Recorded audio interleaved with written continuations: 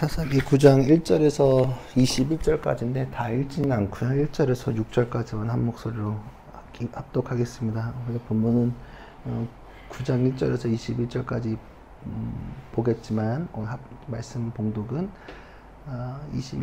6절까지만 하겠습니다. 한 목소리로 합독하겠습니다. 여룹발의 아들 아비멜렉이 세겜에 있는 외가의 친척을 찾아가서 그들과 외조무의 온 가족에게 말하였다. 세겜 성읍의 모든 사람들에게 물어보아 주십시오. 여룹발의 아들 70명이 모두 다스리는 것하고 한 사람이 다스리는 것하고 어느 것이 더 좋은지 물어보아 주십시오. 그리고 내가 여러분들과 한 효력이라는 것을 상기시켜 주십시오. 그의 외가 친척이 그의 부탁대로 세겜 성읍의 모든 사람에게 그가 한 말을 모두 전하니 그들의 마음이 아비멜렉에게 기울어져서 모두 그는 우리의 혈육이다 하고 말하게 되었다. 그들이 바알보리 신전에서 은 70양을 꺼내어 아비멜렉에게 주니 아비멜렉이 그것으로 건달과 불량배를 고용하여 자기를 따르게 하였다. 그리고 그는 오브라에 있는 아버지의 집으로 가서 자기 형제들 곧 여룹발의 아들들 70명을 한 바위 위에서 죽였다. 그러나 여룹발의 막내 아들 유덤바는 숨어 있었으므로 살아남았다. 세겜 성읍의 모든 사람들과 밀로의 온 집안에 세겜에 있는 돌기둥 끝에 상수리 나무 아래로 가서 아비멜렉을 왕으로 삼았다. 아멘.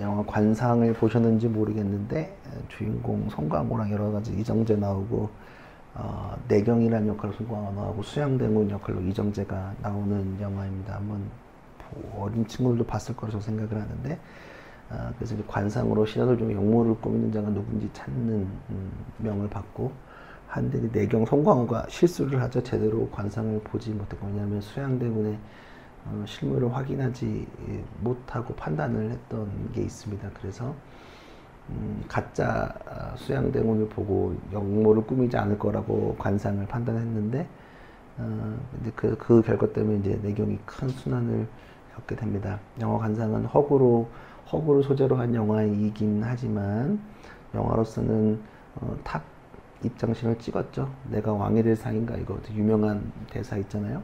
유명하게 만들었고, 또 사실은 그 모티브가 된 게 이제 이방원, 태종 이방원이 그곳에 수양대군 역할이 그 역할이죠. 그래서 이방원은 조선 역사에 있어서 왕에 대한 집착이 제일 강한 인물로 묘사됩니다. 그리고 이방원에 대한 영화와 글들도 많이 있습니다. 재밌죠. 사실은 그 조선 초기 건국사는 여러 가지로 참 재밌는 거, 그냥 지금 봐도 재밌고 여러 가지 생각을 많이 하게 되는 일들이 좀 있는데, 여튼 이방원의 1, 2차 왕자에 나는 조선 궁궐에도 영향이 많이 있습니다. 말이 긴 건 잘 이해해 중요하니까 말합니다. 사실은 이게 이제 이성계가 조선을 세우면서 개경에서 한양을 천도한 이후로 궁을 지었죠. 첫 번째 지은 궁이 우리가 잘 알고 있는 경복궁입니다. 경복궁이 조선 왕조 제1궁궐이 되었죠. 보통 이제 법궁이라고 합니다. 법궁은 법률뿐만 아니라 이제 모범 표준이라는 뜻을 가지고 있습니다. 표준이 되는 궁궐인데 제일 궁 중에서 제일 큰 건 아닌데 이게 상징적인 역할. 광화문인데가 경복궁이잖아요. 그런 것도, 근데 경복궁이 조선시대 내내 법부 기능을 하진 못했어요. 상징적으로만 있고, 왜냐하면 임진왜란 이전 때도 그랬고 임진왜란 이후에도 그랬고, 그러니까 사실 법궁이라고 하긴 한데 공허한 것들이 있습니다. 왜냐하면 우리가 조선 후기에 경복궁이 제대로 역할을 못한 거는 임진왜란 이후에 백성들이 이제 성나가지고 불태워 버렸잖아요. 그래가지고 그 경복궁 역할을 제대로 못했고, 그리고 임진왜란 끝나고 나서도 이제 그 창덕궁, 경복궁 다 불탔는데 다 이제 불탔지만 경복궁이 잘 복원되지 않고 끝까지 계속 이제 밀어뒀던 궁궐이기도 합니다. 그래서 1868년 흥선대원군 때가 돼서야지만 경복궁이 이렇게 복원되기 시작합니다. 그것 때문에 조선 왕조가 좀 되게 위태위태해졌죠. 더 설명하지 않겠습니다. 여하튼 경복궁은 조선 왕조와 함께 탄생한 궁궐입니다. 역사적으로 이거 굉장히 큰 궁궐인데, 근데 왜 500년 동안 잘 대우를 받지 못했을까? 왜냐하면 서두에 말한 이방원 때문에 그렇습니다. 왜 그러냐면 경복궁이 완공되고 잘했는데 사실 이방원이 쿠데타를 일으킨 거잖아요. 아버지를 몰아내고 또 이복 동생들을 죽이고 정도 죽이고 1차 왕자의 난 때 사람들을 많이 죽였고 또 실권을 잡은 이방원이 이제 둘째 형을 이방가를 왕으로 자기가 추대해 버린단 말이에요. 그러니까 또 이방원은 또 이방가를 몰아내고 개경으로 갔던 걸 다시 조선으로 수도를 천도했는데 사실 경복궁에 들어가는 게 맞지만 경복궁에 들어가지 않고 별로 안 갔어요. 잘. 왜냐하면 거기서 거하지도 않고 딴 궁 갔단 말이에요. 덕숭을 갔단 말이에요. 왜 그랬을까? 왜 그랬을까를 보면 이방원 입장에서 경복궁은 피비린내가 나는 곳이기 때문에 아버지를 몰아내고 폐륜이 있었던 일이기 때문에 살인의 추억을 연상시키기 때문에 거기를 가지 않겠다라는 것들이죠. 그래서 그런 것들이 태종실록에 많이 남아 있습니다. 자기가 아버지를 몰아내고 집안의 창극을 몰아낸 곳이라 들어갈 수 없고 가면 사실은 트라우마 걸리겠죠. 너무 많이 사람들 자기가 죽였으니까 여러 가지로 느꼈죠. 그러고 나서 사실 자기가 왕하고 싶어서 여러 가지 술수를 부린 거니까 굉장히 마음이 어려울 겁니다. 이방원뿐만 아니라 재벌을 그리고 있는 많은 드라마나 영화 속에서도 그룹의 총수의 자리는 정치적 이익으로 가족 간에도 배신하는 모습을 우리는 쉽게 볼 수 있습니다. 돈 많은 사람들 돈 더 가지려고 싸우는 모습들 드라마를 통해서 많이 보게 됩니다. 오늘 본문은 기드온, 흔히 여룻바알이라고 불렀던 그의 아들 아비멜렉이 왕권에 대한 욕심이 그려지는 본문입니다. 마치 정치 활극처럼 느껴지는 본문입니다. 저번 주에 봤지만 8장 후반절을 다시 살펴보면 기드온이 왕이 된 것은 아니었지만 왕노릇을 했던 흔적들이 후반절에 느껴집니다. 첫 번째 증거가 많은 첩들을 가지고 있었다. 그리고 70명에 달하는 자식들이 있다는 거, 아들만. 그리고 그 마지막 흔적들을 보면 동일하게 하나님을 저버리면 어떤 일이 일어나는지 나타납니다. 사사가 죽으면 다음 세대들이 하나님을 저버리고 음란해진다는 것을 확인해 볼 수 있고요. 기드온이 죽자마자 이스라엘 사람들은 하나님을 저버리고 바알 브릿이라는 신을 섬깁니다. 그리고 음란해졌다고 표현하고 있고요. 자신들을 구원한 하나님을 잊고 기드온의 가정을 지워버리는, 존중이 사라져버리는 시기가 됐습니다. 그래서 아비멜렉, 나의 아버지는 왕이다라는 이름의 뜻을 갖고 있는 그 아비멜렉이 본격적으로 노골적으로 왕이 되기 위한 노력을 합니다. 1절에 3절을 보면 눈으로 보십시오. 여룻바알의 아들 아비멜렉이 세겜에 있는 본가죠. 세겜에 있는 외가 친척을 찾아가서 그들과 외조부의 온 가족에 말하였다. 세겜 성의 모든 사람들에게 몰아보아 주십시오. 여룻바알의 아들 70명이 모두 다스리는 것하고 한 사람 다스리는 것하고 어느 것이 좋을지 물어봐 주십시오. 그리고 내가 여러분들과 한 혈육이라는 것을 상기시켜 주십시오. 그의 외가 친척이 그의 부탁대로 세겜 성의 모든 사람에게 그가 한 말을 모두 전하니 그들의 마음이 아비멜렉에게 기울어서 모두 그는 우리의 혈육이다 하고 말하게 되었다.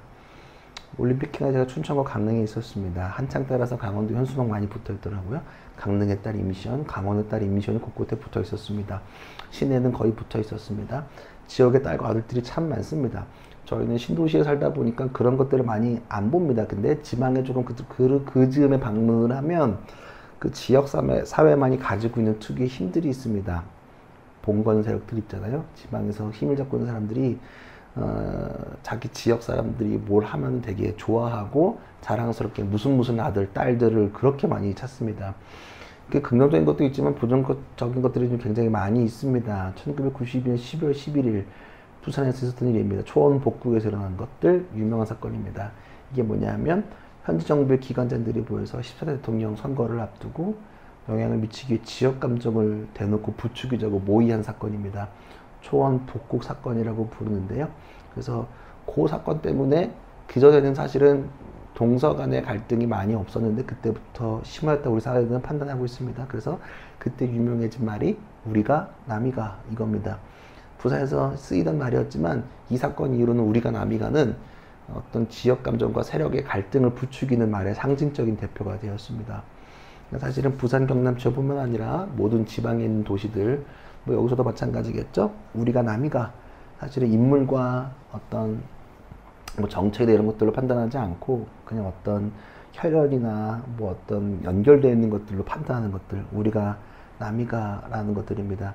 그래서 오늘 본문에서도 보면 아비멜렉이 사람들을 설득합니다. 고향에 가서 사람들을 모아놓고 70명이 합의해서 결정하는 것보다 혼자서 결정하는 것이 더 함적이라고 설명을 하는 겁니다. 한 명이 하는 게 더 낫지 않냐고 저를 왕으로 추대해달라고 이야기를 합니다. 그러니까 지지하는 거를 요청하는 겁니다. 그러니까 지금의 정치판과 크게 다르지 않은 모습을 볼 수 있습니다. 이는 우리 삶에 자연스럽게 녹아들어져 있습니다. 저는 우리 교회는 독립교단이라서 선거가 거의 없는데 할 일이 거의 없겠죠. 근데 지금 지금 감독선거 기간이거든요. 제 친구네 교회 담임 목사님도 감독 나가가지고 그 얘기를 계속 저한테 저 듣고 싶지 않은데 선거 얘기를 좀 하고 이번 주에도 좀 선거 얘기를 이래저래 근황을 묻다가 동문들이랑 얘기를 좀 하게 됐는데 사실은 이전에도 감리교는 목사 안수된 지 10년이 지나야지만 투표권이 있었습니다. 이번에 그게 없어졌습니다. 그래서 안수 1년 차도 다 투표권이 생긴 처음 있는 선거입니다. 그러니까 옛날에는 어른들이 선거를 할 때 어른들한테만 연락을 했는데 지금은 이제 목사 안수 받은 모든 분들에게 연락을 돌리기 시작했습니다. 그러니까 친구들 만나면 감독 문자 오는 것 때문에 지겨워 죽겠다고 이제 그 소리를 막 하는 겁니다. 근데 이제 우리끼리 얘기한 게 뭐냐면 근데 뭐 우리끼리니까 뭐 목사님들 다 정책 보면 사실 저희가 정책 보면 알잖아요. 다 안 된다는 걸 알잖아요. 뭐 별거 없다. 뭐 거기서 건 것 같다. 그리고 똑같이 이 목사님 뭐냐, 뭐 어디서 튀어나온 거야, 뭐 이런 얘기를 막 하는 거예요. 그러면서 하는 말이 뭐냐 하면 누가 누군지 잘 모르겠다. 그러면서 우리끼리 하는 말이 근데 잘 모르면 동문 목사님 찍지 않겠냐? 이런 말을 나눈 적이 있습니다. 우리도 그냥 그래요. 어지간하면 저도 그렇습니다. 만약에 제가 교단에 있었으면 어지간하면 저희 동문들이 되면 좋겠다 이 생각을 할 수밖에 없죠. 똑같이 이 사람이 그 밥에 그 나물이면 그냥 우리 뭐 동문 목사님들 한 번씩 되면 좋지 뭐 이런 생각을 그냥 막연히 하게 되는 겁니다. 선거권이 제가 없지만 그냥 막연히 사람만 잘 모르면 똑같습니다. 그러니까 우리가 남이가 저도 있는 거예요. 저도 그나마 독립에 있어서 제가 그런 갑질을 안 하는 거지 아마 분명히 있었으면 제가 엄청 또 그거 설치고 돌아갔을 것 같다는 생각도 많이 하게 됩니다. 이런 것들이 우리 삶에 많이 존재합니다. 우리가 남이가. 자, 4, 5절을 보면요. 그들이 바알브리 신전에서 은 1인 양을 꺼내어 아비멜렉이 주니 아비멜렉 그것으로 전달과 불량배를 고용하여 자기를 따르게 하였다. 그리고 그는 오브라에 있는 아버지의 집으로 가서 자기 형제들 곧 여룻바알의 아들 70명을 한 바위에 죽였다. 그 여룻바알의 아들 요담만 숨어서 살아남았다. 그러니까 정치권과 조직 폭력들의 연관성은 수없이 거론됩니다. 그리고 청구 사례를 요청한 경우가 정치권에 존재한다고 지금은 그렇겠지만 옛날엔 그랬다고 합니다. 왜냐하면 최근 야당 대표가 칼에 피스 뜨는 경우를 우리가 라이브로 봤잖아요. 진짜 정치하다가 죽을 수도 있습니다. 근데 뿐만 아니라 전에 박근혜 대통령도 칼로 한번 얼굴 베인 적이 있죠. 그러니까 여야를 가리지 않고 그런 일이 있다는 것입니다. 대표적으로 김대중 대통령이 일본에서 망명생활 할 때나 망명이었나 왔다 갔다 하실 때 국정원에 납치되고 그때는 국정원이 아니고 안기부죠. 안기부에 납치돼가지고 살해될 뻔했던 기억이 다 국민이 알고 있는 사건들이 있고요. 한국에서도 의문의 교통사고들 정치인들 많이 일어나는데 그 배후에 누군가가 있다라고 우리는 의심을 합니다. 여러 인물의 의문사에는 의혹들이 존재합니다. 그것들이 영화로도 많이 소개되고 있습니다. 동일합니다. 아비멜렉은 건달과 불량배를 고용했습니다. 그리고 어떻게 했냐면 자기 형제 70명을 바위에서 동시에 다 죽여버렸습니다. 청부살이를 진행했습니다. 그리고 그 돈을 누가 주었느냐? 세겜에 있는 자기 외가 식구들이 줬다는 사실을 잘 한번 기억해 보십시오. 영화처럼 모두 죽고 한 사람만 살아남았으면 그게 누구냐면 기돈의 막내 아들 요담입니다. 그리고 요담만 살아남았고요. 6, 7절을 보면 여러분 오늘 안 읽은 거면 눈으로 보십시오. 핸드폰 다 켜서 계속 보십시오. 세겜 성읍의 모든 사람들과 밀로의 온 집안 세겜에 있는 돌기둥 곁에 상수나무에서 아비멜렉 왕으로 삼았다. 사람들이 이 소식을 요담에게 전하니 그가 그리 지진산 꼭대기에 올라가서 큰 소리로 그들에게 외쳤다. 세겜 성읍 사람들은 내 말을 들으십시오. 그리야 하나님이 여러분 청을 들어줄 것입니다. 상수리 나무는 원래 뭐가 있었었죠? 기드온의 아버지가 바알의 단을 세웠던 헐었던 그곳이죠. 그곳에서 이제 아비멜렉이 뭐가 됐다? 왕이 되었습니다. 이해되시죠?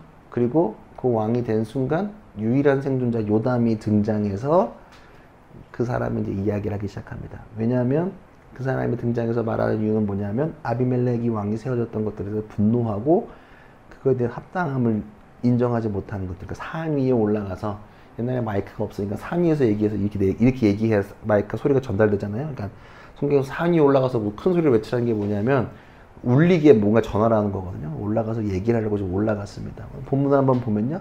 8, 9, 10 이거 안 읽었죠. 눈을 읽으십시오. 이 되게 중요한데, 제가 읽겠습니다. 8절입니다. 하루는 나무들의 기름을 이제 올라가서 요담이 이 우화로 돌려서 얘기하는 거예요. 비유적으로 얘기하는 거예요. 이런, 한번 들어보라고. 내 얘기 한번 들어보라고. 그냥 말하면 못 알아들으니까 8절에서 15절사가 그건데, 이 이야기를 잘 들어보세요. 하루는 나무들이 기름을 부어 자기들의 왕을 세우려고 길을 나섰습니다. 그는 올리브 나무에 가서 말하였습니다. 네가 우리의 왕이 되어라. 그러나 올리브 나무는 그들에게 대답하였습니다. 내가 어찌 하나님과 사람을 영화롭게 하는 이 풍성한 기름 내는 일을 그만두고서 다른 나무들 위해서 날뛰겠느냐. 그래서 나무들은 무화과 나무에게 말하였습니다. 네가 와서 우리의 왕이 되어라. 그러나 무화과 나무도 그들에게 대답하였습니다. 내가 어찌 달고 맛있는 과일 맺기를 그만두고서 다른 나무들을 위해서 날뛰겠느냐. 그래서 나무들은 포도나무에게 말하였습니다. 네가 와서 우리의 왕이 되어라. 그러나 포도나무도 그들에게 대답하였습니다. 내가 어찌하여 사람을 죽게 하는 포도주 내는 일을 그만두고서 다른 나무를 위해서 날뛰겠느냐. 14절. 그래서 모든 나무들은 가시나무에게 말하였습니다. 네가 와서 우리의 왕이 되어라. 15절. 그러자 가시나무가 나무들에게 말하였습니다. 너희가 정말로 너에게 기름을 부어 너희 왕을 삼으렸냐? 그렇다면 와서 나의 그날에로 피하여 숨어라. 그렇게 하지 않으면 이 가시덤불에서 불이 뿜어나와서 레바논의 100항목을 살라버릴 것이다.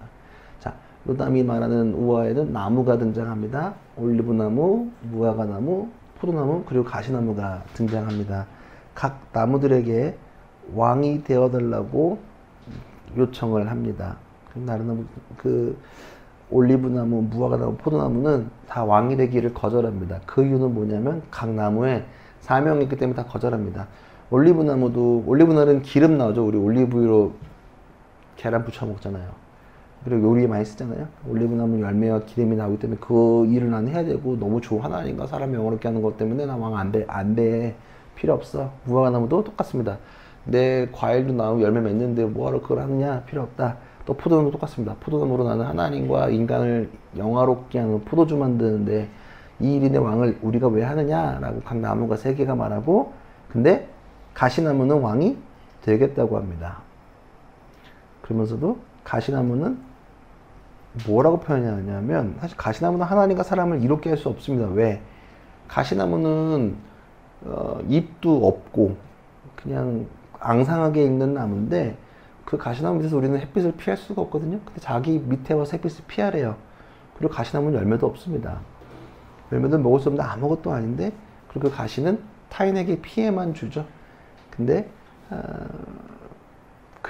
피해만 주는데 또 더구나서 이 가시나무는 나뿐만 아니라 타인까지도 공격하는 모습.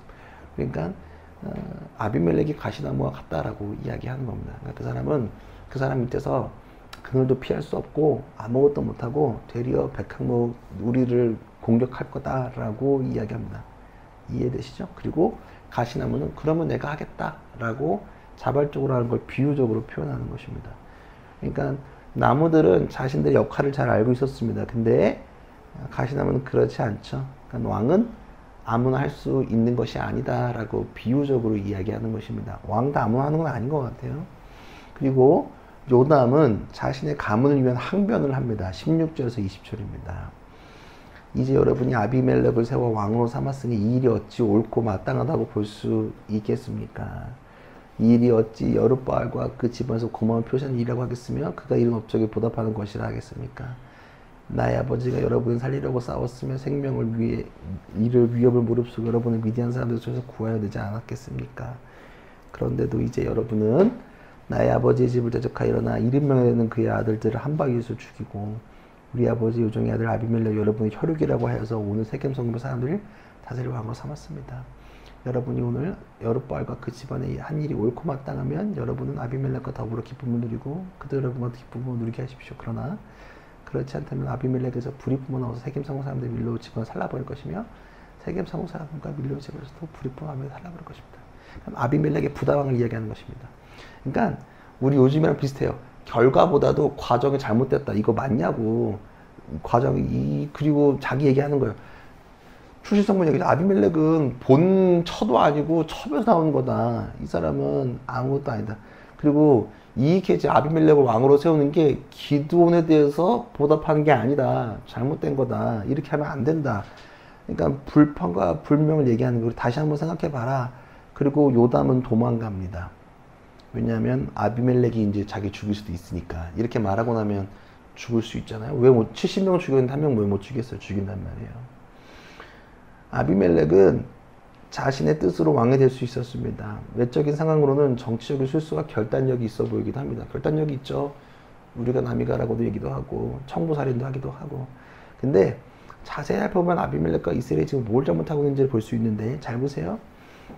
나의 삶을 다스리는 분이 누구일까? 그리고 그 중심에서 줄타기하는 모습을 보게 되는데, 자, 야훼 하나님과 왕이 되고자 하는 아비멜렉 사이에서 우리가 볼 수 있는 게 뭐냐면, 우리가 하나님을 왕으로 삼다는 건 뭐냐면 내가 그의 다스림을 받겠다라는 고백을 하는 거야. 그래서 단순히 다스림을 받는다는 건 뭐냐면, 내가 밥 먹을 때 하나님 이거 먹을까요 말까요? 오늘 버스 60번을 탈까요? 다른 버스를 탈까요? 오늘 자가용을 탈까요? 뭘 탈까요? 이런 수준의 이야기를 하는 게 절대 아닙니다. 뭐냐면 다스림을 하는 건 뭐냐면 언약을 맺는 겁니다. 언약. 왕이 내가 왕으로 모신다는 건 뭐냐면 언약을 맺는 거, 약속을 하는 거야. 약속, 내가 너를 왕이 참아주면 내가 너를 지켜주고 너를 보호하고, 다 그런 맥락 속에 있는 거거든요. 그러니까 오늘 다스림을 인정하는 것, 왕을 삼다는 건 뭐냐면 언약을 누구와 맺는다는 것, 누구와 맺느냐가 되게 중요한 것입니다. 그러니까 나의 언약은 여호와 하나님께 있느냐, 아비멜렉에게 있느냐라는 것입니다. 그리고 야훼 하나님을 버리고 바알 브릿이라는 신을 섬겼다고 얘기합니다. 바알 브릿의 뜻이 뭔지 아세요? 언약의 바알이라는 뜻입니다. 그러니까 이제 언약은 여호와 하나님과 하는 것이 아니라 바알과 하겠다. 이스라엘들이 선언한 것입니다. 자, 불안정한 다스림과 언약은 인간의 방법이 개입되게 만듭니다. 그래서 결국 돈을 들여서 암살자들을 고용하는 모습을 보는데, 그럼 그 돈은 어디서 나왔느냐? 오늘 본문에 나와있거든요. 그 돈은 어디서 나왔어요? 바알 브릿을 섬기는 그곳에서 그 돈이 나왔다. 그 재단에서 돈이 나왔다고요. 쉽게 말하면 바알 브릿을 섬기려고 냈던 헌금에서 사람을 죽이는, 고용하는, 청부살인에 고용하는 금액이 나왔다는 사실입니다. 그리고 그 살인을 죽이는 건 성경에도 보면 동네 깡패 건달들이 죽였다고 합니다. 전사들이 죽인 게 아니라 동네 깡패 건달들이 죽인 모습을 보게 됩니다. 그리고 그 후에 허물었던 그곳, 바알을 섬겼던 그곳, 기드온이 허물었지만 이제는 다시 자기의 아들이 아비멜렉이 왕 노릇하려고 세워준 공간으로 그 상수나무 아래가 바뀌게 됩니다. 우리 인생과 삶에 있어서 내 삶의 왕은 누구이신가, 누구의 다스림을 받고 있는가, 누구와 언약을 맺고 있냐를 여러분 잘 기억했으면 좋겠습니다. 약속 이행이 가능한 사람, 분이 누구시냐? 오직 하나님밖에 없음을 잘 기억했으면 좋겠습니다. 하나님은 우리가 선택할 수 있는 분이 아닙니다. 하나님이 우리를 선택하셨다는 사실이 되게 중요한 겁니다. 그것들이 우리를 움직이게 만듭니다. 그렇기 때문에 언약이 우리에게 여전히 유효하다는 사실입니다. 우리가 맨날 선거하고 투표하고 이래서 하나님도 우리가 투표로 뽑는다고 생각하는 것 같아요. 근데 하나님은 우리가 뽑지 못합니다. 왕은 계셨고 그 왕께서 우리를 백성으로 불러주신 사실이 더 중요합니다. 우리가 하나님을 선택한 것이 아니라는 사실을 잘 기억해 주십시오. 자, 우리는 주님 안에서 자유가 있습니다. 여러분들 각자 자유롭게 행동하십시오. 그러나 우리가 해야 할 일과 하나님이 해야 할 일을 구분하면서 살아가야 합니다. 오늘 올리브나무, 무화과나무, 포도나무가 그렇게 했던 것이에요. 이해되세요? 우리가 기도를 하고 삶을 살아가는 데 있어서 열심히 공부하시고 연습하고 계속 책 보고 하지만 늘 내가 강조하지만 어떤 노력이 모든 것 성공으로 이어지진 않습니다. 어느 부분은 내 노력으로 채워야 되지만 어느 부분은 우리가 범접할 수 없는 부분들이 존재해요. 그것은 누가 하냐? 하나님이 하실 부분들 우리가 늘 내어놓는 사실을 잘 기억했으면 좋겠습니다. 무조건 내가 노력한다고, 내가 자만적으로 뭐 했다고 성과로 이어지냐? 그건 아닙니다. 열심히 했다고 무언가가 되는 건 아닙니다. 그렇다고 해서 그냥 아무것도 하지 않고 기도만 한다고 되는 것도 절대 아닙니다. 중요한 건 뭐냐면 우리 인생에서 하나님이 하실 일이 분명히 존재하는 사실, 우리가 어쩔 수 없는 부분들이 많이 있다는 것입니다. 그쵸? 우리가 노력하는 걸로 치면은 이미 뭐 사람들도 많이 늘어나야 되고 아니면 내 성공 다 서울대 가야 되고 뭐 가야 되고, 근데 그런 게 절대 아니라는 거예요. 내가 잘했지만 못 간 경우도 있고 여러 가지 흐름 안에 있다는 사실을 잘 기억했으면 좋겠어요. 그러니까 우리가 할 일과 하나님이 하실 일이 구분되는 사실을 잘 기억하십시오. 왕의 보좌는 우리가 선택해서도 안 되고 앉아서도 앉는 자리임을 잊어서는 안 됩니다. 내가 뽑아서 누군가를 앉히는 자리가 아닙니다. 그것은 하나님이 앉으셔야 되고 하나님의 뜻으로 나아가야 되는 자리임을 잘 기억했으면 좋겠습니다. 왕은 하나님과 사람을 영원하게 하는 존재입니다. 근데 가시나무는 그렇게 하지 못한단 말이에요. 자기도 영원하게 하지 못하고 누군가에게 그늘조차도 만들지 못하는 게 가시나무입니다. 되려 가시나무는 누군가를 때리거나 공격하는 수단으로 쓰습니다. 모두를 고통받게 하는 거죠.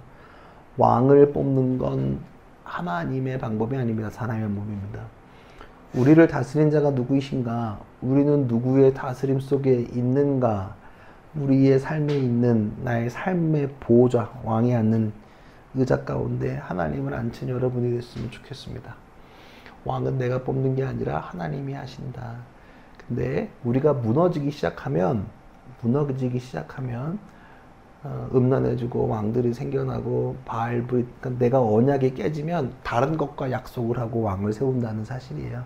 그러니까 여러분들이 다른 무언가와 언약을 맺거나 하나님을 저버리지 않았으면 좋겠습니다. 그리고 오늘 나무로 비유한 것처럼 하나님이 하실 일들이 존재한다. 그리고 우리가 왕이 되어서 우리가 왕이 되고자 하면 가시나무와 같이 행동할 수밖에 없다는 사실이에요. 여러분들이 밤만 노력해봤자 하나님의 뜻이 이루어지지 않는다면, 하나님이 개입하지 않으신다면 아무것도 할 수 없다는 사실을 잘 기억했으면 좋겠습니다. 여러분들 뜻대로 할 수 있는 것들이 생각보다 많이 없습니다. 그렇다고 해서 교회에 억압되거나 믿음 안에서 억압되는 것이 아닙니다. 자유 안에서 하나님의 뜻을 누리며 영화롭게 사랑과 하나님을 영화롭게 하는 존재들이 되기를, 또 그런 믿음의 사람들이 되기를 간절히 기도하고 축복합니다. 우리 함께 기도합시다.